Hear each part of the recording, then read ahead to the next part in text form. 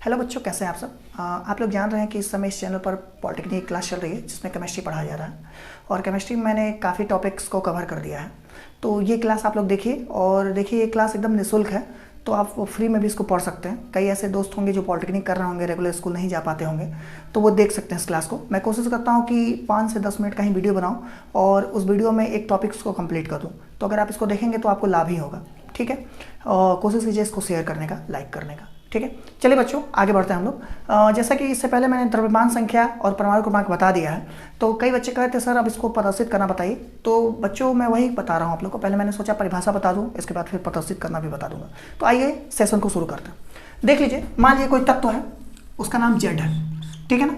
तो अगर आपको इसमें कहा गया है परमाणु क्रमांक लिखने के लिए या परमाणु भार लिखने के लिए, तो मान लीजिए इस तत्व का परमाणु क्रमांक आपका 7 दिया है, तो जो परमाणु क्रमांक होता है वो यहाँ लिखा जाता है नीचे की ओर, ठीक है। इसको सफिक्स बोलते हैं, यहाँ लिखते हैं। और जो परमाणु भार होता है यानी इसके ऊपर वजन भार, वो ऊपर लिखते हैं। तो मान लीजिए वो 14 है, ठीक है। तो अब कोई पूछ दे, सपोज कीजिए क्वेश्चन करके पूछ दे आपसे कि इस जेड में परमाणु क्रमांक क्या है, ठीक है, या इस जेड में प्रोटॉनों की संख्या क्या है, तो कुछ नहीं करना है आपको। यहाँ 7 दिखाई दे रहा है, आप सीधे बोलेंगे कि इस जेड में जो प्रोटॉनों की संख्या है यानी कि स्मॉल p वो 7 है, और यही जो होता है जेड भी होता है, यानी कि परमाणु क्रमांक भी ये होता है। तो आप कह सकते हैं कि जितना इसमें प्रोटॉनों की संख्या है वही इस तत्व का क्या है, परमाणु क्रमांक है, ठीक है। अब इसका पूछा क्वेश्चन कि इस जेड का परमाणु भार क्या है, तो जैसे शुरू में मैंने बताया इसके ऊपर भार लगा हुआ है जेड के ऊपर, तो यही हो जाएगा परमाणु भार। तो आप लिख सकते हैं परमाणु भार को ए से डिनोट करते हैं, ए बराबर हो जाएगा 14, ठीक है। इसको द्रव्यमान संख्या भी कहते हैं, ठीक है। केमिस्ट्री के टर्म में इसको द्रव्यमान संख्या भी कहते हैं। तो ये तो एक तरीका हो गया डिनोट करने का, ठीक है। अब जैसे क्वेश्चंस में कैसे पूछ देता है, अब जैसे एग्जांपल के लिए कल जब मैं आप लोगों को पढ़ा रहा था तो मैंने 1 से 20 तक आपको परमाणु क्रमांक और प्रतीक लिखवाया था, ठीक है ना। उम्मीद है आप लोग उसको याद कर लिए होंगे। तो उसी में 6वें नंबर पे जिसका परमाणु क्रमांक 6 है वो कार्बन है। तो आइए उसके बारे में जानते हैं। ये हो गया सी, उसको सी से डिनोट करते हैं। तो उसका जो परमाणु क्रमांक था वो 6 था और इसका परमाणु जो भार होता है वो 12 होता है, ठीक है। तो अब कोई पूछ दिया, मैंने जस्ट अभी बता दिया इसको, अगर कोई फिर भी पूछ दिया कि इसका परमाणु क्रमांक क्या है या इसमें प्रोटॉनों की संख्या कितनी है, तो आप क्या बोलेंगे, 6 है। यही स्मॉल p भी है और यही जेड भी है, यानी परमाणु क्रमांक भी यही है और प्रोटॉनों की संख्या भी यही है। अब पूछ दिया कोई इसका द्रव्यमान संख्या बताइए या परमाणु भार बताइए, तो द्रव्यमान संख्या बराबर होता है प्रोटॉनों की संख्या प्लस न्यूट्रॉनों की संख्या। किसी तत्व के नाभिक में प्रोटॉनों की संख्या प्लस न्यूट्रॉनों की संख्या के योग को ही क्या बोलते हैं, उसका द्रव्यमान संख्या बोलते हैं। तो 12 हो जाएगा द्रव्यमान संख्या, यानी A बराबर 12, ठीक है। अब आप लोग समझ गए होंगे। अगर मैं एग्जांपल के लिए फिर से आपको एक नया तत्व लिख के दे दूं, X है, ठीक है। इसमें ऊपर की ओर दिया है 3 और नीचे की ओर दिया है 1। अगर मैं पूछूं इसमें कि इसमें परमाणु क्रमांक क्या है या इसमें प्रोटॉनों की संख्या क्या है, तो आप सीधे से समझ जाएगा इसमें प्रोटॉनों की जो संख्या है वो 1 है, यानी कि स्मॉल p, और यही क्या है, परमाणु क्रमांक भी है। उसी तरह ऊपर परमाणु भार है, ठीक है, इसको a से प्रदर्शित करता है, ठीक है। तो इसी तरह के क्वेश्चन एक नंबर में पूछते हैं पॉलिटेक्निक में, आप इसको आसानी से लगा लेंगे। देखिए बच्चों, मेरा यही काम है, मैं यही कोशिश करता हूँ कि आप लोग को ऐसा पढ़ाऊँ कि आसानी से आप समझ सकें। और अगर नहीं भी समझ में आए तो आप कमेंट बॉक्स में पूछिएगा, मैं पूरी कोशिश करता हूँ उसका जवाब आप लोग को दूंगा, ठीक है। चलिए आगे बढ़ते हैं। अब जानते हैं हम लोग कि इलेक्ट्रॉनिक विन्यास कैसे लिखते हैं। तो इलेक्ट्रॉनिक विन्यास में जो सबसे पहला नियम आता है, बोर-बरी का सिद्धांत आता है, ठीक है। बोर-बरी के सिद्धांत में 4 कक्षों में बांटा गया है, ठीक है। वो कक्षे हैं K, L, M, N।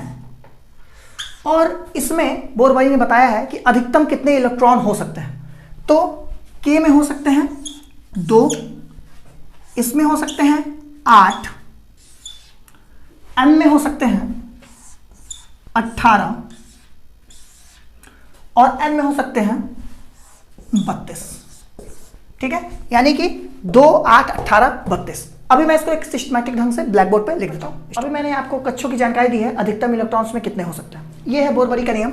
आप देखिए इसमें क्या लिखा हुआ है, किसी कक्ष में अधिकतम इलेक्ट्रॉनों की संख्या 2n² होती है, ठीक है। अब जैसे कि पहला कक्ष इसमें हो जाएगा K, ठीक है। इसमें अधिकतम इलेक्ट्रॉन कितने हो सकते हैं, 2 हो सकते हैं, ठीक है। दूसरा जो कक्ष है L, इसमें अधिकतर इलेक्ट्रॉनिक संख्या होती है 8। तीसरा जो कक्ष होता है M, इसमें अधिकतर इलेक्ट्रॉनिक संख्या होती है 18। और जो चौथा होता है N, उसमें अधिकतर इलेक्ट्रॉनों की संख्या होती है 32। यानी कि आप एक ट्रिक याद कर लीजिए, 2, 8, 18, 32 ऐसे कोष लिख लीजिए दिमाग में, K L M N। अभी जस्ट मैंने इससे पहले लिखवाया भी था आपको, सीधे याद कर लीजिए 2, 8, 8, 18, 32।